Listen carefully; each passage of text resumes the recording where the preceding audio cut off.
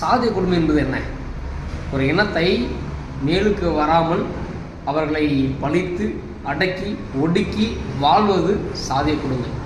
ஆனால் ஒரு படம் வருகிறது, அந்த படம் எதை பற்றி பேசும், என்ன பேசும் என்றே தெரியாமல் ஒரு சாதாரண ஒரு பாட்டுக்காகவே தான் பாடிய பாட தவறு என மன்னித்து விடுங்கள் என்கின்ற கேட்கிற அளவுக்கு திராவிடம் பேசி சாதி ஒழிப்பு பேசி அந்த சாதி வரியை கட்டமைக்கிறாங்க பார்த்தியா, அதுதான் சாதி வரி. வல்லாள மகாராஜ் என்பது யார்? தமிழ் இனத்தில் ஒரு மண்ணை ஆண்டு இன்றைக்கு திருவண்ணாமலை என்கின்ற ஒரு பெரிய கோபுரத்தை கட்டியமைத்த ஒரு வல்லாள மகாராஜன். புனவி கதை இல்லை, உண்மையான கதை. இந்த மண்ணில் வாழ்ந்த ஒரு மகாராஜர் கதை. அந்த கதையை எடுக்கிற மோகன்ஜியை எந்த அளவுக்கு இவங்க வெட்டுறாங்க தெரியலா. இதுதான் சாதியவாதம்.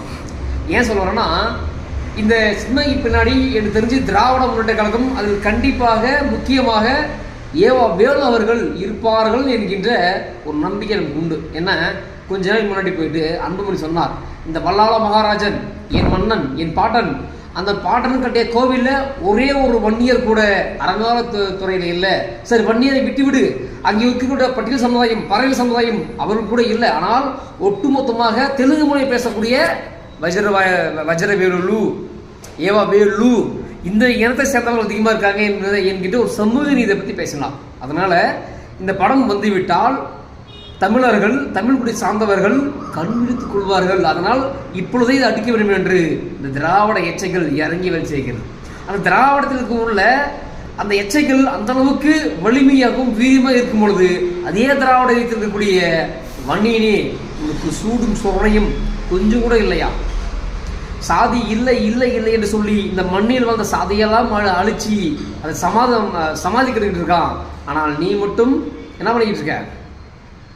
கண்விழி பிதுங்கி வீணாக போய்கிட்டு இருக்க. அவன் சாதியவை கட்ட வச்சிருக்கான். எம்பியாக, ஒரு எம்எல்ஏவாக, ஆளுகின்ற முதலமைச்சராக அவன் வந்துட்டான். இப்போது நீங்கள் பார்த்தீங்கன்னா இந்த டியூட்டின்னு ஒரு படம் வந்துச்சு, பிரதீப் ரங்கராஜன். அந்த படத்தை இயக்கிய அந்த டைரக்டர் அழகாக சொல்கிறான், சுதா பொங்காரா நம்மள ஒரு தெலுங்கு, பிரதீப் ரங்கராஜ தெலுங்கு, நானும் தெலுங்கு பெரியவா சொல்கிறான். அப்போது அவனுங்களுக்கெல்லாம் சாதி உண்டு. ஆனால் தமிழ் குடையில் பிறந்த உனக்கு சாதி கிடையாது. அப்படி இருந்தால் அந்த சாதி வெறிய, மத வெறிய, மற்ற மக்களை கொள்ளுகின்ற இன வெறிய நீ. ஆனால் அவங்களுக்கு எல்லாமே இருக்கலாம்.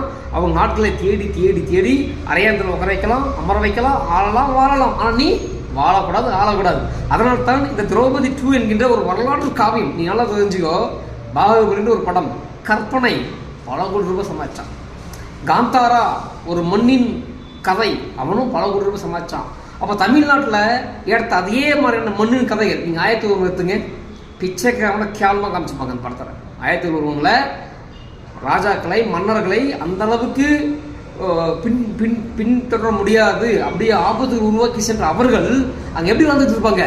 கண்ண கரியனு அழுக்கா நாகரிகமற்று வாழ்ந்துட்டு இருப்பாங்க.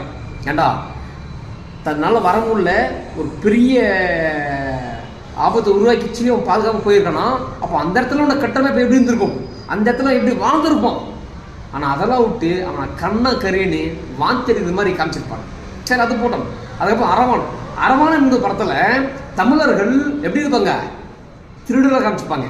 அவங்க வேலை திருட்டு வேலை தான். பல்லுலாம் கறிக்க பல்லு, மூஞ்சி அழுக்காக இருப்பான், கோமனம் கறிக்கிட்டு இருப்பான், இப்படி தான் காமிச்சிருப்பான். இதெல்லாம் ஒரு பக்கம் போய் நீங்கள் தங்கலாம் படம் பார்த்துப்பீங்க. அந்த தங்கலாம் படத்தில் கோமணத்தோடு ஒரு மூத்த கொடிய, என் குடி, என் சாதி, என் இனம் அப்படின்னு சொல்லக்கூடிய பறவை சமுதாயத்தை எவனும் அவ்வளோ அசிங்கமாக காமிச்சிக்க மாட்டான்.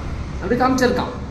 ஏன்னா உலகத்தில் ஒவ்வொரு இனமும், ஒவ்வொரு மொழியும், ஒவ்வொரு தேசமும் அடிமையாக இருக்குது, அழிஞ்சிருக்கு.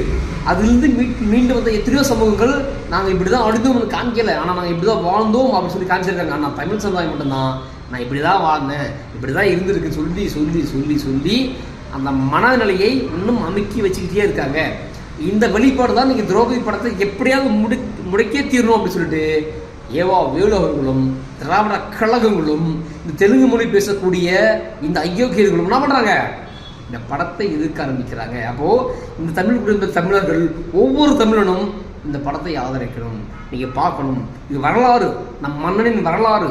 நம்ம பிரிஞ்சு போயிட்டா நம்ம எவனும் பார்க்க மாட்டான், எவனும் கேட்கவும் மாட்டான். அப்போ உன் வரலாறை நீயே தெரிஞ்சுக்கலாம், வேற எவன் தெரிஞ்சுப்பான், எவன் வந்து பேசுவான். அதான் சொல்கிறேன், திரௌபதி 2 இந்த படத்தை பெரும் வெற்றியை கொண்டு வந்து தமிழின் வரலாறை கொண்டு வந்தா.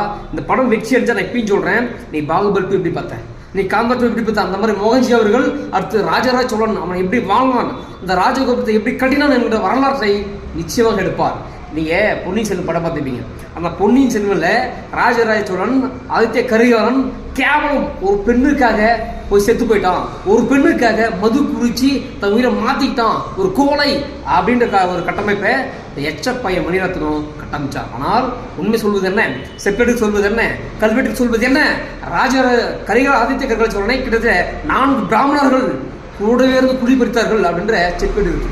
அப்போ அந்த மணிரத்னம் பிராமணனுக்கு அவன் சாதி மேல பழி வரக்கூடாதுன்னு சொல்லி அந்த வரலாறு எடுத்தான். ஆனால் நீ இந்த மண்ணில் வாழ்ந்தவன், உனக்கு அடையாளம் இருக்கு, உனக்கு வரலாறு இருக்கு, நீ பொய்யான கட்டமைப்போடு சுற்றிக்கிட்டு இருக்க, சாதி வரியே சாதி வரியே சாதி வரியே சொல்லு. அதனால் இந்த வரலாறை தெரிஞ்சுக்கணும், இந்த வரலாற்றை எடுக்கணும்னா நீ வெளியே வரணும், நீ இல்லை என்றால் மண்ணோடு மக்கி நீ வீணாக போய்விடுவாய்.